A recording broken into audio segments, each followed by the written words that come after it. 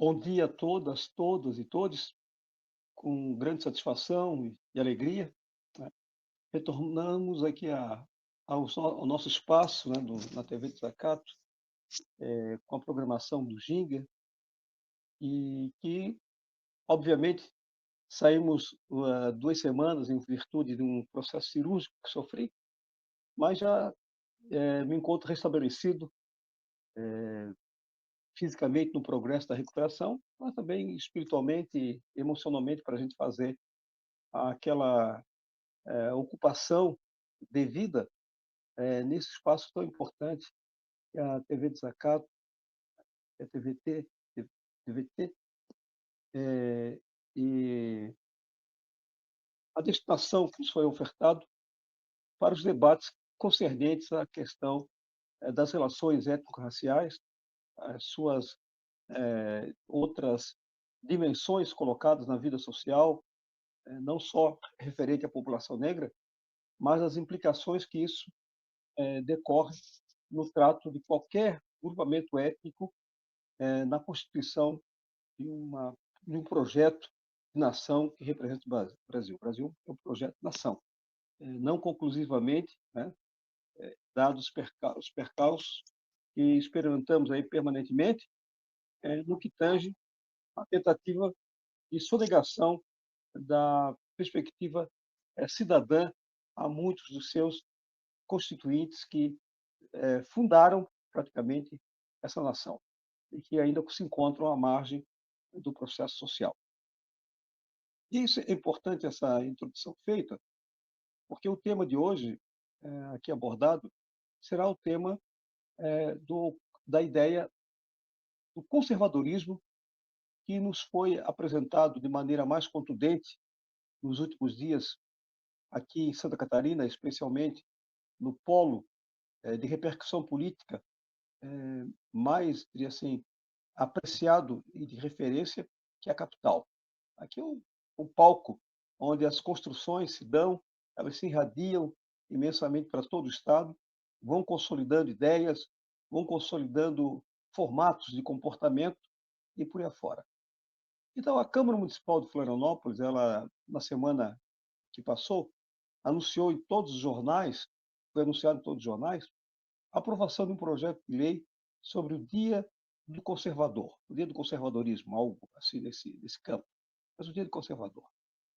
Poderia passar como uma coisa, mais uma maluquice, mais uma falta de propósito, mais uma brincadeira, mais um devaneio de vereadores e vereadoras que constituem aquele grupamento legislativo, e diga-se de passagem, é o pior grupo já ocupante da Câmara Municipal, na história da Câmara Municipal da capital.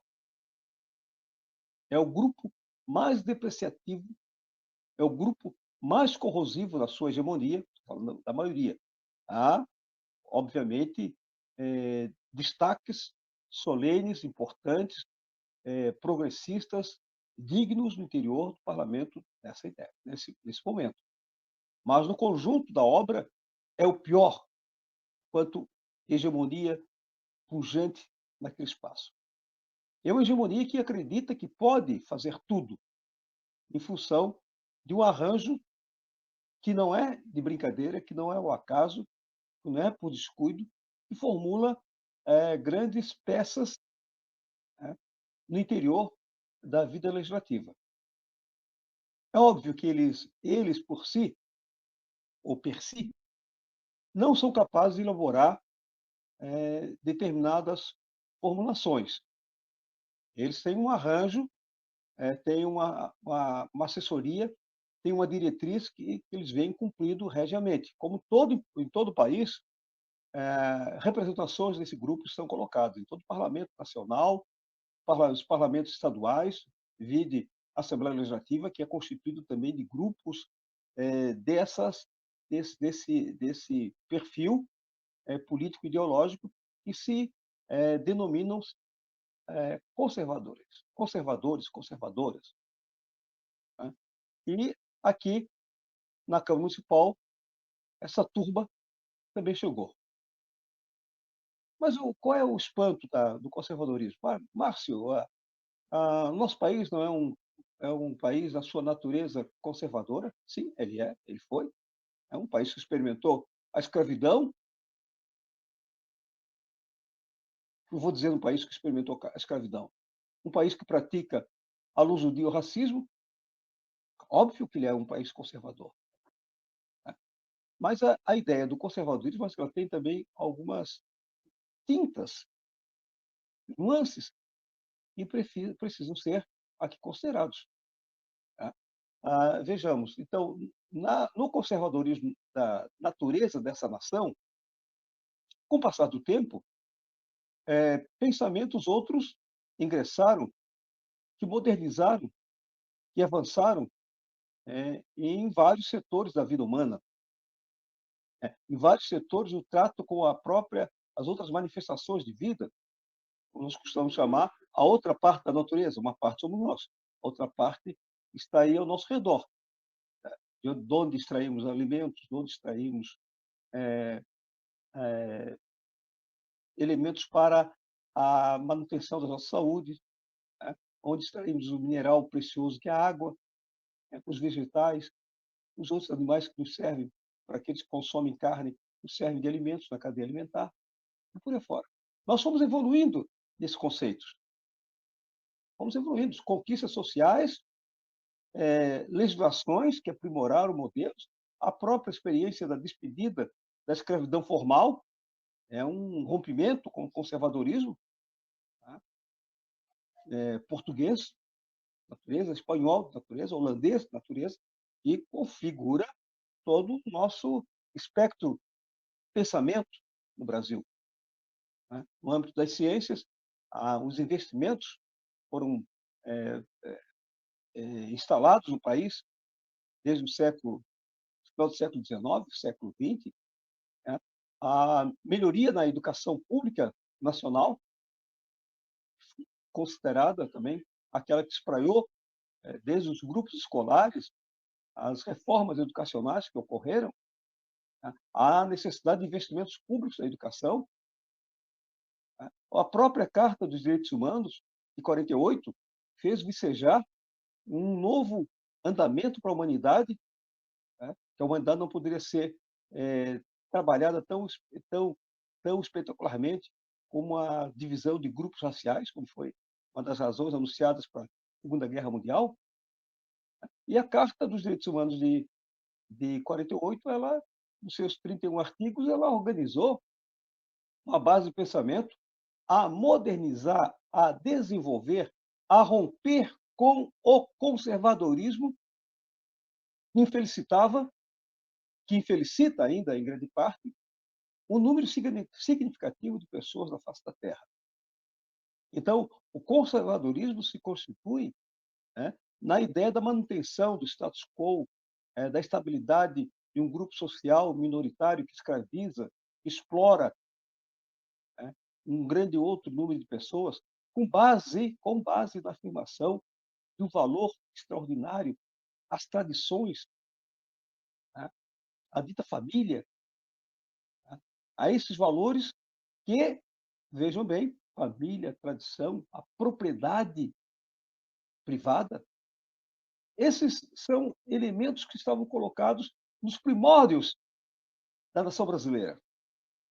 E com o passar do tempo, há essa modernização de contribuição exterior, do próprio pensamento, próprio pensamento do povo brasileiro, ele foi fazendo uma distinção e uma superação nesse conjunto de valores a dizer que a partilha e os benefícios sociais teriam que ser espalhados, teriam que ser democratizados, a palavra entra na ordem do dia, a democratização, o acesso, né, a serviços.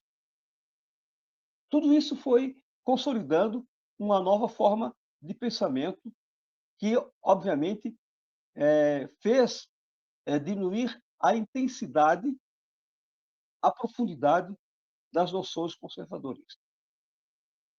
O Brasil experimentou, saindo desse processo colonial, mais adiante, na chegada do século XX, né, experimentou intensamente, e aqui no Sul, isso foi contundente quando nós tivemos aqui o ingresso do pensamento nazista, conservador, conservador, né, etnicamente, né, definidor também de papéis que a, incomodaram, até hoje incomodam a vida das mulheres, né, na sua diminuição, na sua exploração mais plena. Então, esse pensamento conservador, e o nazismo contribuiu culturalmente com aquela memória escravocrata, eles se encaixam, né? E mais adiante, eu tenho repetido muitas vezes, né, o pensamento do Plínio Salgado, os integralistas que aqui chegaram, ah, criaram uma amálgama, uma união, uma liga, né, que formatou e expressou um pensamento que irradiou de maneira contundente todo o sul do país, fortemente Rio Grande do Sul, Santa Catarina, Paraná. Santa Catarina é grave, gravíssimo ainda, porque talvez ela tenha, nos primórdios, já com essa tradição, que eu costumo sempre também falar, a instalação das ideias do modernismo do final do século XVIII, que espalharam como uma função ideológica, né, em a garantir supremacia étnico-racial, de gênero, pelo mundo afora, e nós não ficamos fora disso, obviamente, com a presença de grupos étnicos originários da Europa, que aqui reproduziram intensamente essa modalidade de pensamento. Então, a vir como herança do modernismo a ideia da supremacia, e ao chegar ao Brasil com essa elaboração do nazismo e dos integralistas, nós tivemos uma afirmação contundente do conservadorismo de Santa Catarina. Né? Isso se instalou com uma espécie de naturalização das divisões, das diferenças, né, dos prejuízos sociais a determinados grupos de pessoas. Os indígenas aqui presentes e originários, aqueles que pagaram a conta primeira desse impacto. E, ao longo da história do Brasil, continuam sonegados a esses grupos de pessoas, de humanos, a um afastamento dos direitos mais consagradores, mais possam fazer a evolução dos seres humanos. Ora, com a contundência do que foi o confronto da Segunda Guerra Mundial, especialmente, o mundo praticamente se dividiu em possibilidades, mas havia um consenso posto no planeta de que voltar sob a égide do nazismo era impossível. Então, o valor dado às nascentes democracias, democracia burguesa ou democracia operária, mas todos nós queríamos viver, desejamos viver sob esse novo modelo de possibilidades humanas, de possibilidades de relacionamento, né, que é a dimensão da democracia, que em determinados ambientes ela assume rumos mais contundentes, mais radicalizados no sentido de ampliação ampla dos direitos das pessoas. Né? Então, as ideias socialistas, as ideias sociais-democratas, né, na Europa, né, o, o, a democracia no âmbito do Ocidente, no âmbito capitalista, colocada, mas sempre querendo parecer, se pintando, criando um verniz democrático para se apresentar para a sociedade. E essa formatação do pensamento, ela prevaleceu por um bom tempo, na vida social de grande parte dos países, ocidentais.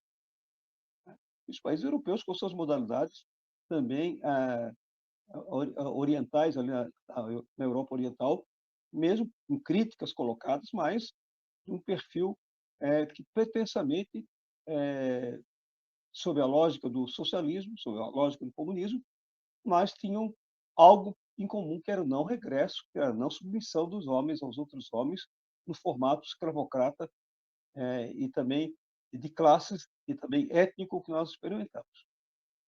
Eis que, passando no tempo, nós vamos no Brasil, e sempre foi conturbada a ideia que o conservadorismo do Brasil, diferente dos outros conservadorismos no mundo ocidental, ele nunca foi para casa, ele nunca, diria assim, enfraqueceu estruturalmente, nunca enfraqueceu o seu pensamento, né. Houve a Aconteceu a abolição da escravatura, mas os negros não foram libertos.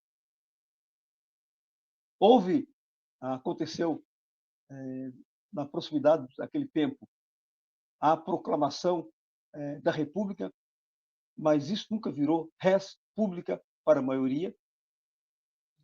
E as conturbações, nos processos, pós-constituintes, de fazer uma Constituição já liberal, né, os governos, as eleições, elas nunca refletiram avanços significativos que rompessem, com as tradições, os valores, as ideias, os formatos conservadores. Os grupos, né, ora dos coronéis nordestinos, os coronéis sulistas, dos coronéis da lógica do café com leite entre Minas, São Paulo, a lógica conservadora, ela permanece. E os pobres sempre afastados dos processos de decisões. E o Estado brasileiro sempre privatizado para atender esses grupos de clãs que se eternizaram no país, que se eternizam ainda no país, né. Esses grupos que organizaram uma fantástica acumulação de capital, né, e esses grupos que organizaram um Estado também privatista, perfeito? Então, esse formato de governos, né, de república e que vai até as municipalidades, ele permanece praticamente intacto. Os movimentos, democráticos, verdadeiramente democráticos, estão acompanhando, que sempre se fizeram presentes, desde as lutas quilombolas, desde as revoltas indígenas contra as escravidões, atravessando o início da República, atravessando o movimento abolicionista e causando, inclusive, elementos para que a abolição se estabelecesse, porque a abolição também é fruto de luta social, é fruto de guerrilhas, é fruto de revoltas, lutas estas que foram sonegadas aos livros escolares, às histórias contadas nas escolas, né, onde o povo negro, o povo indígena, é sempre apresentado como aquele inerte à história do Brasil, aquele que não teve capacidade de lutar, enfrentar as adversidades impostas pela escravidão. E isso forma a república, é a chamada república, né, que pretende um dia ser democrática, mas que ainda não é. Ora, nós experimentamos na década de 80 os movimentos, fruto de uma conjugação da história dos movimentos operários, movimentos libertários aqui no Brasil, nós experimentamos uma concepção política de um movimento operário no eixo do ABC paulista que irradiou esse país, que foi a remodelação do, do entendimento das organizações sindicais, a ação sindical, que vem a constituir a Central Única dos Trabalhadores, a modalidade do sindicalismo de massas, que também se espraiou por todo o território nacional. Forjou, inclusive, um novo elemento cultural. A cultura operária do país, ela foi se modificando, tá, até construir, auxiliar na percepção que havia necessidade também de ter um braço político para o executivo, para o legislativo, nesta nação, para a construção do Partido dos Trabalhadores e também a outros partidos operários, como ainda a existência, a coexistência do PCdoB, do PCB e outros países e outros partidos que modernamente constituem o espectro dos partidos de esquerda na nossa nação, que é fruto dessa luta e resistência. E cada vez mais nós precisamos recompor essa aproximação prática e de ideias. Ora, na década de 80, quando nós estamos aqui com essa rebentona, e conhecido também com o encerramento, ali por 1985, do período da ditadura militar no Brasil, estamos todos muito próximos, né? Mas, simultaneamente ao encerramento da ditadura, vem o movimento com esses partidos operários, sindicatos, essa coisa toda que convulsiona e que incomoda a lógica conservadorista do Brasil. E mesmo que nós tivéssemos a oportunidade de edificar uma nova condição política, para os relacionamentos, se nós tivéssemos a possibilidade de ampliar os nossos horizontes daquilo que pode ser a nação brasileira, no seu projeto de se constituir como nação plural, democrática verdadeiramente, sem adjetivos, a reação política, no final da década de 80, ela edifica um ponto importante, constrói um relevante quadro que vai reintroduzir de forma também nacional e contundente com toda uma associação da burguesia existente no país, na figura de Collor de Mello, que se apresenta como o conservador, sem dizer que ele é conservador. Porque nós temos aqui uma tática utilizada pela direita no país, que até recentemente, eu diria assim, até os 20 anos atrás, uns 20 anos atrás, 20 anos atrás, uma pessoa não se apresentava como sendo pertencente à direita. Não existiam pessoas de direita autoproclamadas, se auto-identificando com a direita. Só existia a acusação dos de direita contra as pessoas dizendo que elas eram esquerdistas, comunistas. Isso havia. Então, o cenário nacional ele é constituído dessa liturgia colocada, de enquadramento ideológico, e esses outros que eram de direita, eles viviam no centro. Eles eram de centro, eu sou de centro, eu sou moderado. Assim eles se apresentavam. Até os primórdios de 90, os processos ali que se desencadearam de 90 em diante, mas como disse, a chegada do emblemático Collor de Mello, um quadro mais relevante da direita, um discurso todo elaborado já no campo na direita, mas reelaboração conceitual, que era a ideia do neoliberalismo. Esse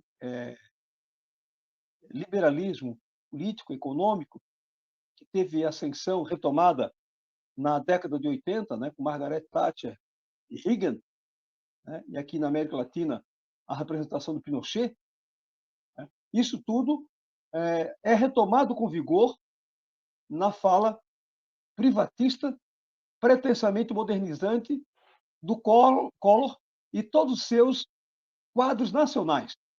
Santa Catarina, ela vibrou intensamente com o neoliberalismo, com o liberalismo do Collor de Mello. O famoso PRN, aqui, que era o partido do Collor, ele se apresentou nacionalmente, com os auspícios da Rede Globo e todas as redes de comunicação, que todas elas são pertencentes, grandes redes são pertencentes à burguesia nacional e também de extensão da burguesia internacional, tá? Cumprem esse papel, davam conta exatamente daquilo que estava se desenhando até, até o processo do Collor, e eles ainda, na sua deposição, na cassação de Collor, ainda ficaram ali se ocupando politicamente, se apresentando com o PSDB, que faz assim, retoma com Itamar Franco, né, com Fernando Henrique Cardoso, com aquela natureza ali de São Paulo, Paraná, Santa Catarina e especialmente o Rio Grande do Sul, especialmente falo por conta da importância histórica e política que o Rio Grande joga na história da nação brasileira. Esse processo todo, ele vai ainda como uma política de centro, né? Porque o PSDB ele camufla ou pretende inicialmente se constituir na social-democracia brasileira, em contraponto aos operários que vão se organizando em torno dos partidos operários. Então, o PSDB é um investimento que a burguesia nacional organiza, que a inteligência internacional organiza, porque eles, estou falando aqui inteligência internacional, porque eles jogam peso não, eles são organizados, eles são monitorados, eles são instrumentalizados, eles são financiados pelo Tio Sam. É a CIA que diretamente no país, diretamente no Brasil, ela monitora, organiza desde a década de 60, na virada com o encerramento do processo ditatorial oficial, lá em 1985, a inteligência norte-americana se preocupava em saber quem poderia ser o sucessor do regime militar do Brasil. Ela organiza uma pesquisa que está no documento chamado Santa Fé I e Santa Fé II, através dessa política de Estado norte-americana, e lá ela define praticamente quem eram os candidatos de confiança da inteligência norte-americana. E ali apareciam os nomes de Sarney, Tancredo Neves, Maluf, como os preferenciais no aquele processo todo de impedimento das eleições diretas de 89, e foi ainda anteriormente a ela, a morte, o desaparecimento do regime, nós tivemos a experiência do colégio eleitoral antes de 89. 89 é a primeira eleição direta pós-ditadura. Então, notem que no colégio eleitoral, os nomes de Maluf estavam lá concorrendo. E o vencedor foi Tancredo Neves. Aquela época, nesse documento Santa Fé I e Santa Fé II, que eu recomendo a todos que acessem e leiam, lá estava disposto que 3 grandes movimentos teriam que ser monitorados, né, no Brasil. E quais eram esses movimentos? Movimento Sem Terra, Movimento de Mulheres e o Movimento Negro. Então, a inteligência norte-americana, braço CIA, aqui falando, ela organiza um documento básico daqueles que deverão ser submetidos à guarda constante na pós-ditadura. Então, nós estamos conversando aqui com representações políticas através dos partidos de centro-direita, e agora de extrema-direita, colocados assumidos, como sendo aqueles que devem dar conta da manutenção do conservadorismo político nas pautas nacionais. É isso que nós queremos chegar, a esse ponto de reflexão no que o conservadorismo não é nada ocasional. Não são os vereadores medíocres ali de Florianópolis, dissociados de uma trajetória ou da compreensão histórica, eles não estão dissociados.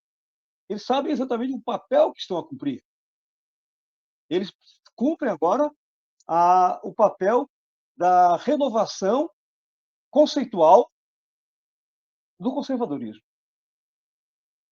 E a renovação conceitual do conservadorismo, ela é determinante para ela promover o enfrentamento do campo das ideias, né, com a esquerda clássica colocada, e que a esquerda clássica ela tem a sua pauta, obviamente, colocada dentro dessa questão da política, né, da socialização de direitos, a socialização de bens, né, e que o Estado opere nesse sentido. Quando você ouvir, né, obviamente, nós estamos a falar de Estado mínimo, nós estamos falando do Estado privatista, né, dessa modalidade de Estado. Então, quando essa pauta é retomada, e notem bem, a estratégia posta é a estratégia de fazer isso agora no plano das municipalidades, né? Porque já dizia um grande pensador, é no município que a vida acontece. E também, se é no município que a vida acontece, é no município que as ideias robustecem. Então, essa integral associação de pontos que nós vamos constituindo na nação brasileira é que vão dar robustez, obviamente, a esse ideário que se revigora, que se restabelece com aquilo que nós estamos a assistir. E a pauta que aqui chegou, mais recentemente elaborada por essa outra representação recuperada, que se dá após de muitos estudos de busca de perfis, e que da identificação dessa faixa de pensamento, o que pensam as faixas sociais, e que a adequação de um modelo, né, que reintroduza esses valores de família, tradição, liberdade, essa liberdade que eles falam, do patrimonialismo, aqui colocado, também é integrante desses elementos formadores do ideário de manutenção, de preservação de valores que restringem o acesso às demais pessoas, eles encontraram em Bolsonaro, tá, essa figura que, lá no seu início, muitos atribuíram a ele a condição do ridículo, né, do insuficiente, do que não teria condições de se colocar na presidência. Óbvio que nós, todos aqui, a grande maioria, capitulou diante desse engano que era a preparação do quadro, porque nós também descuidamos nesse suporte do conservadorismo, que é a religião. A religião suporta o conservadorismo. Ele atribui como valor as práticas de uma religião que no Brasil, especialmente na América Latina, especialmente porque tem trabalhos na América Latina já revelando lá da década de 60, a entrada dos pentecostais. A entrada dos pentecostais. No Brasil, eles entram e nós, da esquerda, a parcela também significativa de membros da esquerda atuantes na Igreja Católica, e aí nós temos que recuperar os documentos e a prática religiosa progressista que teve na Igreja Católica um ambiente de muito assim, imbricação, de muita contribuição política nas comunidades eclesiais de base, né, em que elas foram substituídas, disputadas palmo a palmo com as facções pentecostais. não precisamos falar muito sobre o que isso representa na economia, na política, na segurança pública, né, na política parlamentar, especialmente, nos executivos municipais, dizer exatamente do que essas expressões vieram a modificar o panorama nacional de maneira bastante impactante e significativa. Nós cochilamos aqui, é uma autocrítica e muitos já operam a fazer exatamente, e como fomos capazes de negligenciar e não perceber o andamento, a inclusão das pautas chamadas conservadoras sob os auspícios da dos pentecostais.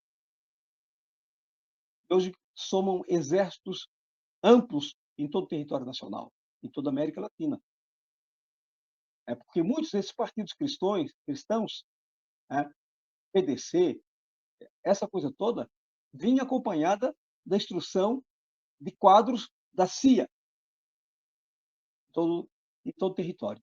Às vezes eu falo muito dessas coisas e nós ficamos ainda submetidos à desconfiança.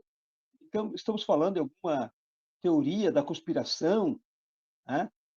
Mas não pode ser tanto assim. Não é tanto assim, é pior que isso. É pior que isso.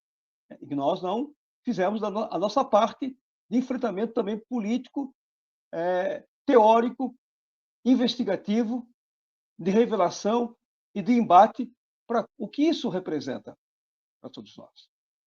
O que representaria?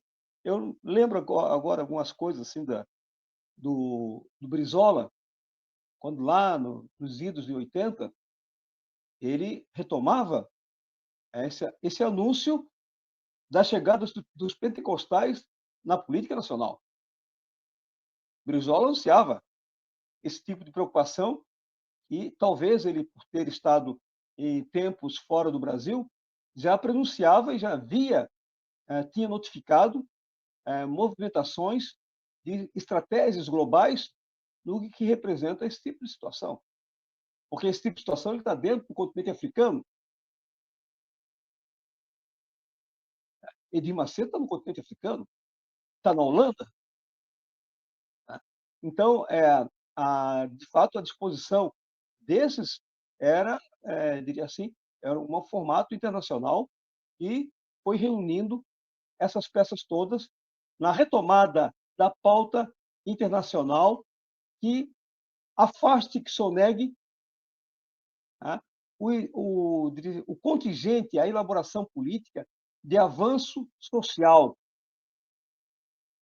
Essa é, essa é um dos aspectos importantes que, se nós formos aqui fazer uma leitura agora, pós-Bolsonaro, né, a primeira versão de Trump, né, a associação e fortalecimento do bolsonarismo com o trumpismo, né, o que isso desencadeou de processos pela América Latina, vejamos aqui na vizinha Argentina, né, que a América Latina também não se despediu dos ideários que ali na Argentina, das suas ditaduras, ditadura da Argentina, a ditadura do Paraguai, a ditadura do Uruguai, a ditadura do Chile, Pinochet, na América Latina, na América Central, né, Honduras, El Salvador, a deposição do governo de Somoza na Nicarágua, todos esses elementos, eles têm um braço direto de intervenção da CIA, entendendo como sendo a necessidade de guardar o quintal latino-americano para os seus desejos, para o seu uso, para a submissão do seu povo, para o consumo, para a exploração do trabalho. Assim estão ditos esses povos todos em, em submissão, guardados por essa composição de interesses que os norte-americanos aqui elaboraram. Então, quando a Câmara Municipal, dizia eu, traz essa tarefa de glorificar, a palavra glória vem da palavra, tem significado bíblico, de uso, né? mas também que significa honrar. Então, o dia do conservadorismo é um dia honorífico para eles, é um dia de honra para eles, é um dia de orgulho para eles. E notem, se Florianópolis faz, Tijucas daqui a pouco tem seu projeto do Dia do Conservador, Blumenau também muito propenso atualmente a essas ideias, Joinville, essas câmaras de vereadores haverão, né, até o dia fatal de que na Assembleia Legislativa um daqueles deputados haverá também de propor o Dia do Conservador Catarinense. E eles, como não têm limite, não têm pudor, não têm honra, haverão de propor um feriado para o Dia do Conservador em Santa Catarina. Márcio, vai ser um exagero? Não.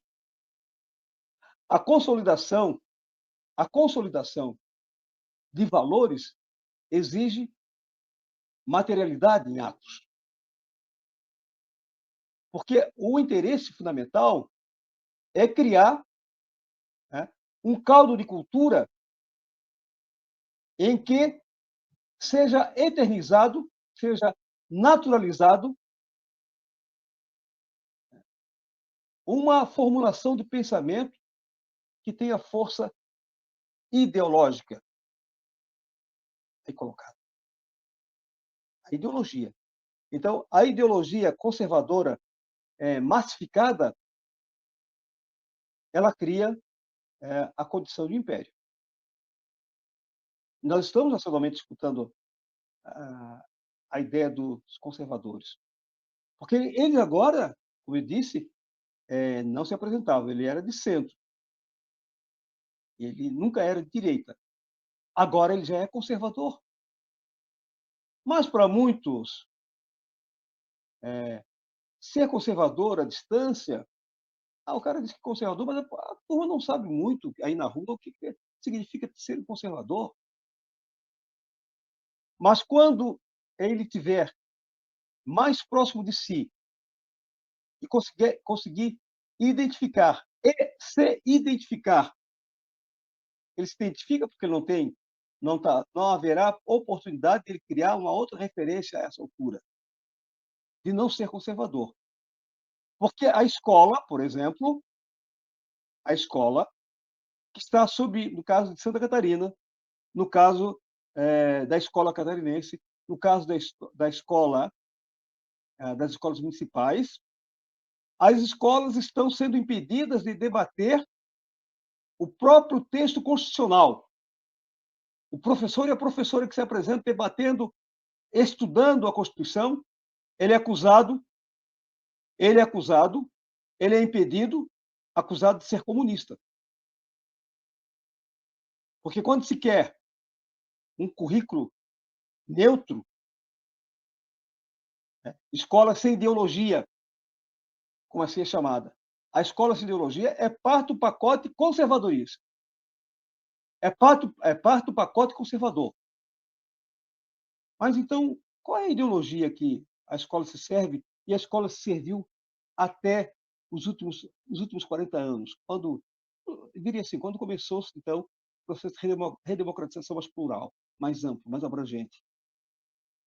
Então, essa escola que tinha educação moral e cívica, que teve o SPB, que ensinava os símbolos nacionais, a bandeira, o seu hino nacional,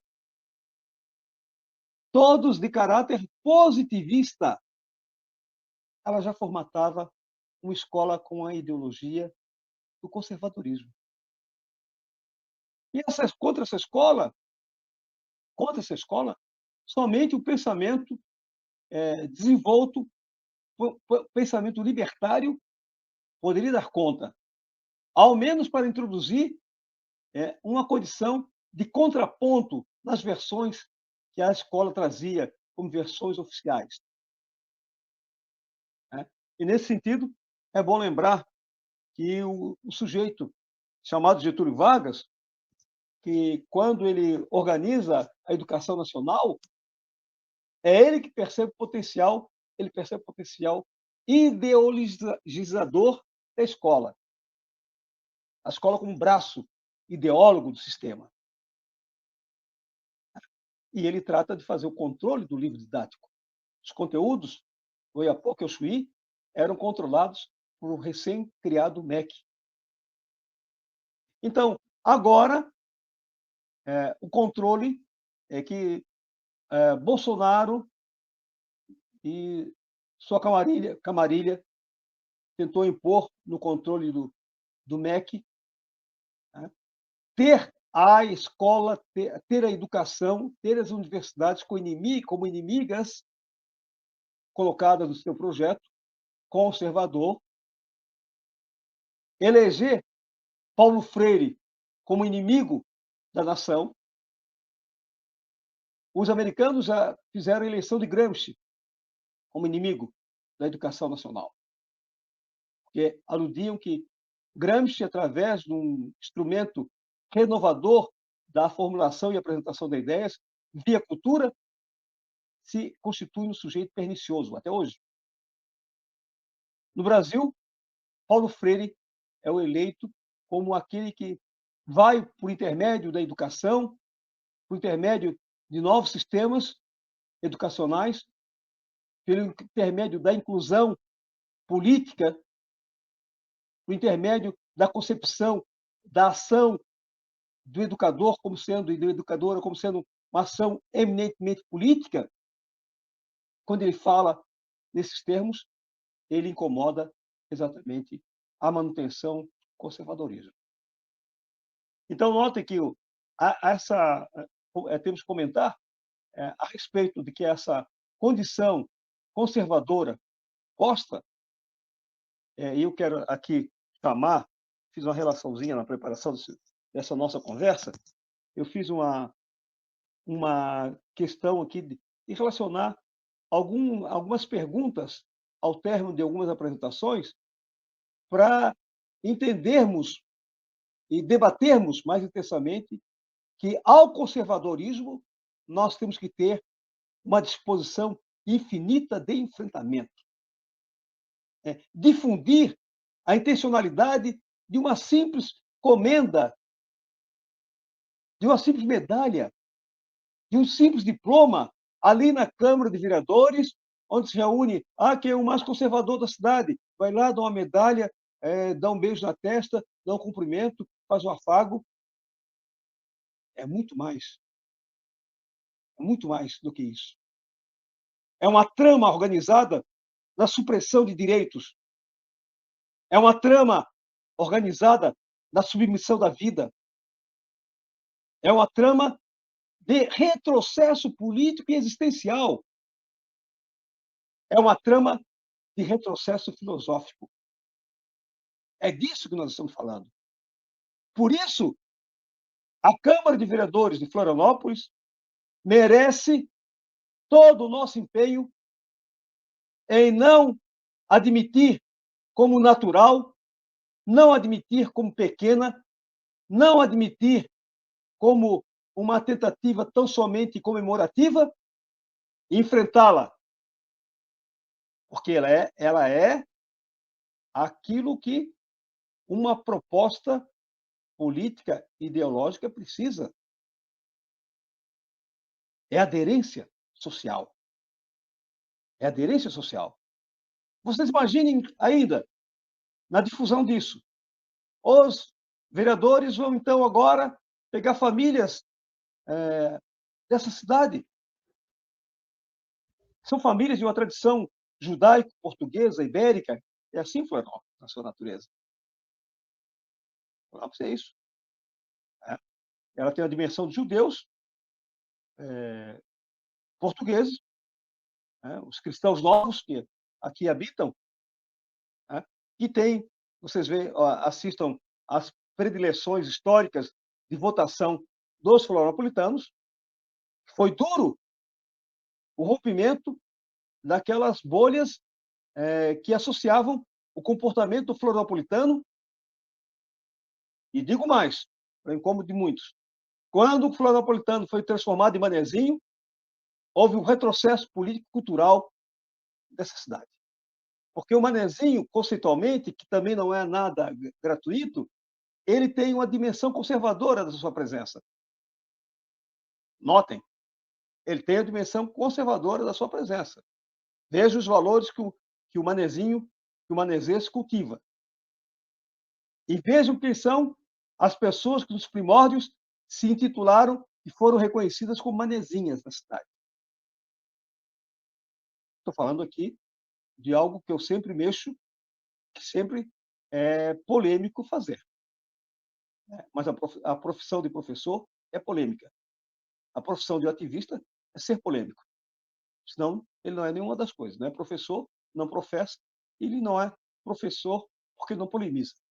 Não é militante porque não polemiza. Então, eu polemizo com esses elementos formadores de uma expressão que eu aprendi quando eu era aluno da UDESC, aprendi da força do imaginário social. Porque nós estamos aqui a forjar, com o conservadorismo, a forjar um imaginário que potencializa, que justifica, que admite, que naturaliza um conjunto de práticas. Já dizia um pensador que o valor não está na coisa, mas naquilo que a coisa representa.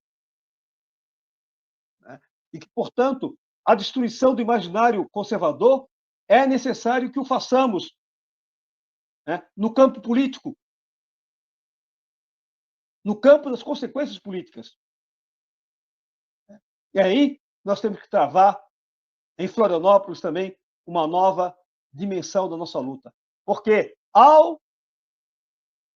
vejamos bem, ao desmontar a ideia do conservadorismo mais pujante, nós vamos ter a oportunidade de alvejar, não é almejar, é alvejar essas ideias que impõem na prática. A admissão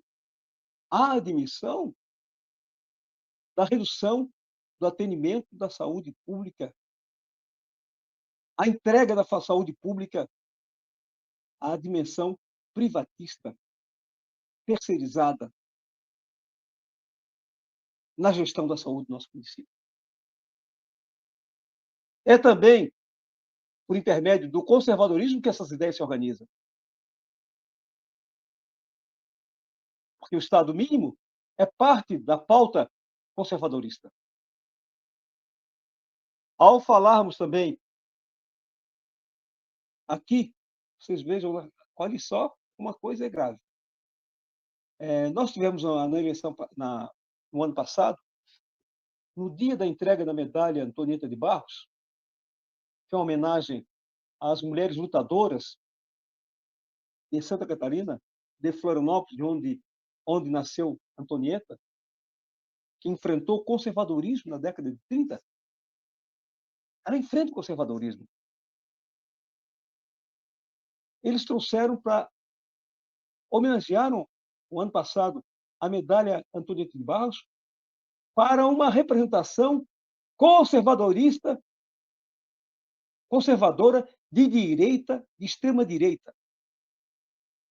Até essas homenagens emblemáticas, simbólicas, que não são tão caras, eles vão lá e vilipendiam, praticaram o vilipêndio contra a memória da Antonieta de Barros, trazendo um quadro de direita conservador que não admitia a presença feminina nas lutas sociais.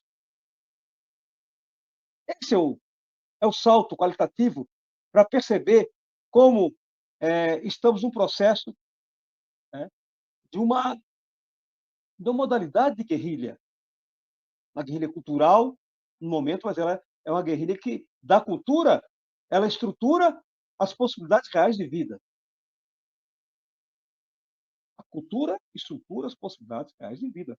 Por isso, Gramsci é combatido, Paulo Freire é combatido. Ali que o homem se relabora, o homem, a mulher, sonha, avança, transcende por tudo aquilo que a cultura permite. E essa viagem, essa transcendência, ela também encontra um ponto de conexão para que tenhamos a transmutação para a vida real, para a vida concreta, para a reflexão daquilo que o homem, daquilo que a mulher experimentam todo dia. Então, essa viagem reflexiva, essa abstração que o ser humano organiza por intermédio da cultura, ela pode também alterar significativamente as estruturas de poder político, as estruturas de comando étnico, social, racial. Vou aqui encerrando a minha fala de 1 hora aqui colocada, mas muito animadora. Eu poderia falar um pouco mais dessa nossa constatação da semana. E aqui alguém escreveu: fora conservadorismo, abaixo conservadorismo, abaixo conservadorismo. Axé, e continuamos com a ginga para a denúncia daquilo que nos deseja oprimir. Axé e muita ginga. Produção Portal Desacato. Realização Cooperativa Comunicacional Sul.